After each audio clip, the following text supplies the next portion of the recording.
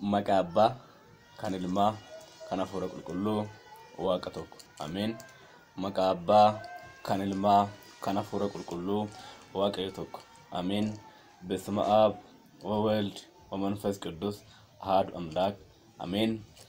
kabajamtoota jaallatamtoota hordoftoota firii tewaahidoo ti'u biyya keessaa biyya alaa kan jirtan akkam jirtu akkamiin turtanii akkamiin saatii kana eegdanii galanni waaqa keenyaa uumaa keenyaa qoricha keenyaa Iyesuus Kiristoos ifaa ta'u kan isa deessi qulqulleettii qulqullootaa abdii cubbamootaa waadaa fannoo jalaa kan taate maqaan haadha keenyaa kan ulfaate kan kabajame kan ol jedhu ulfaa ta'u ergamoonni waaqayyoo akka aangoof kennaa isaaniin maqaan isaanillee kan ol jedhu ulfaa ta'u.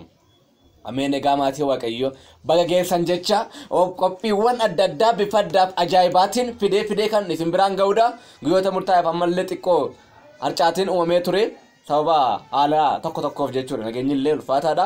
Waaqayyo nageenya isaanuu eegee garuu har'aan nu ga'e galanni haa ta'u jecha ammas walitti deebinee jirra. Firiin Tawaahidoo Tuubiin akkuma beekamu qophiin isaa keessaa inni guddaan sagalee waaqayyo akka dammaaf aannanii mi'aawu isin biraan ga'uudhaan sagalee waaqayyo isa jiraataa isa barabaraan jireenyi namaaf kennu sana kan isin biraan ga'u jechuudha. Akkasumas faaruuwwan sagalee waaqayyo sana faaruudhaan kan isin biraan ga'uudha. Akkasumas sagalee waaqayyo bifa diraamaatiin illee isin biraan ga'aa jira. Kanaaf isin immoo laayik sheeriidhaaf saabskraayib gochuudhaan saboota kiristaanaa biyya alaa biyya keessa jiranii akka geessanii akka waliin barannu akka waliin jijjiiramnu fedhaaf eeyyama waaqayyo nuuf haa ta'u jecha.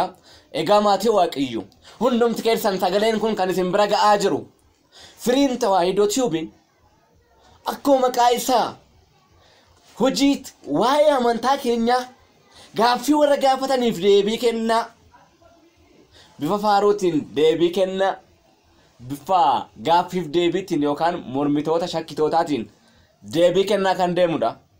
Kanaaf isin immoo akka sheerii gootanii akka wal biraan geessan maqaa waaqayyootiin isin gaafadha.